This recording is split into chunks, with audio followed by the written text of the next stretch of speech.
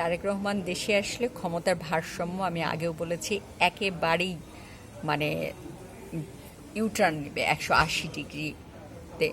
হ্যাঁ, তো উনি যেদিন এয়ারপোর্টে নামবেন, এয়ারপোর্ট থেকে যদি টেকনাফ থেকে তেঁতুলিয়া হাঁটা শুরু করে, হ্যাঁ, এই যে অন্তর্বর্তীকালীন সরকার, এই যে এনসিপি, এই যে বাদবাকিরা আছে না, অনেক কথা বলতেছে, সংস্কার করবে, এইটা করবে, সেইটা করবে, নানা দাবি দেওয়া, সব না বানের জলের মতো ভেসে যাবে। এখন তাহলে কি করণীয় আছে? তাহলে তারেক রহমানকে ঠেকাতে হবে। কিভাবে ঠেকাবেন? তারেক রহমান তো টুডে আর টুমরো আসবেই। তাহলে তারেক রহমানকে ঠেকানোর কয়েকটা পদ্ধতি আছে। একটা হচ্ছে তার নিরাপত্তাহীনতার বিষয়টা তাকে বলতে হবে প্রতিনিয়ত, তাকে এই তথ্যগুলো দিতে হবে যে আপনি দেশে নিরাপদ না, দেশে আইসেন না। আরেকটা বিষয়, সেটা হচ্ছে সত্যি তারেক রহমানকে কিভাবে মাইনাস করা যায় সেই ফর্মুলাটা এক্সিকিউট করা। আমি বলছি না যে এরকম হতে, মানে এরকম ষড়যন্ত্র হচ্ছে না তার বিরুদ্ধে, এটাও হতে পারে। আরও বিষয় আছে যে সেটা হচ্ছে যে তারেক রহমান তারপরেও যদি দেশে চলে আসে, তাকে যে কোনো একটা ষড়যন্ত্রের শিকার করে ফেলা, যে কোনো একটা তা মানে তার বিরুদ্ধে ষড়যন্ত্র রচনা করা। এবং আপনারা দেখেছেন যে যে যারা এখন ক্ষমতায় থাকতে চায়, ক্ষমতা আঁকড়ে ধরে আছে এবং সংস্কারের নাম করে নির্বাচন না দিয়েই ক্ষমতায় থেকে যেতে চায় যতদিন সম্ভব, যতখানি সম্ভব।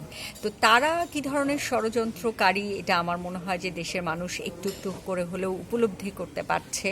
তো এই ধরনের কোনো ষড়যন্ত্র যে তারা পুনরায় রচনা করবেন না তারেক রহমান এবং বিএনপির সাথে, সেটা কিন্তু বিচিত্র কিছু না। আরেকটা বিষয় দেখবেন যে একটা দলের নেতাকর্মীরা গোপনে কিভাবে আরেকটা দলের মধ্যে মিলেমিশে থাকা যায়, গোপনে কিভাবে তাদের কার্যক্রম পরিচালনা করা যায়, সেটা খুব নিখুঁতভাবে বিগত দিনগুলোতে করেছে। সেটা সামনে এসেছে। জনগণকে বলবো যে তাদেরকে কতখানি বিশ্বাস করা যায় সেটা তো অবশ্যই জনগণকে ভোট দেওয়ার সময় ভাবতে হবে। এবং দ্বিতীয়ত বিএনপিকে এবং তারেক রহমানকেও অনুরোধ থাকবে যে তাদের ব্যাপারে সজাগ থাকতে, যে আপনার দলের মধ্যেও এরকম কিছু গোপনে ঢুকে বসে আছে কিনা সেটা দেখেন, বা আপনার আশেপাশে কেউ আছে কিনা দেখেন। তারেক রহমান সাহেব, আপনাকে একটা আমি তথ্য দিতে চাই। আপনার খুব কাছাকাছি গণমাধ্যম কিছু কর্মী এবং খুব কাছাকাছি আপনার শুভাকাঙ্ক্ষীরা আপনাকে হয়তো কোনো কোনো তথ্য সঠিক দিচ্ছে না। আমি বলবো যে আপনি ক্রস চেক করেন এবং আপনার দলীয় নেতাকর্মীদের সাথে মাঠ পর্যায়ে, তৃণমূল পর্যায়ে আরও একটু যোগাযোগটা নিবিড় করেন, বাড়ানোটা প্রয়োজন।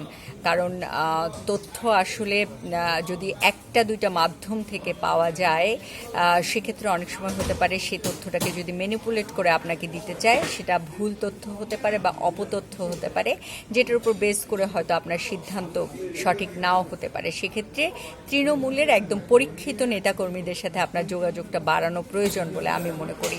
আরেকটা বিষয় বলতে চাই যে ইশরাকের যে বিষয়টা, কেন যেন মনে হচ্ছে কেউ কেউ ইশরাককে হয়তো এই আন্দোলনটার ক্ষেত্রে মাঠে নামিয়ে দিচ্ছে, বা মাঠে নামিয়ে দিয়ে ইশরাককে এক ধরনের চ্যালেঞ্জের মুখোমুখি করাচ্ছে, জনগণের মধ্যে তার ইমেজটাকে হয়তো ক্রাইসিসে ফেলতে চাইলেও চাইতে পারে।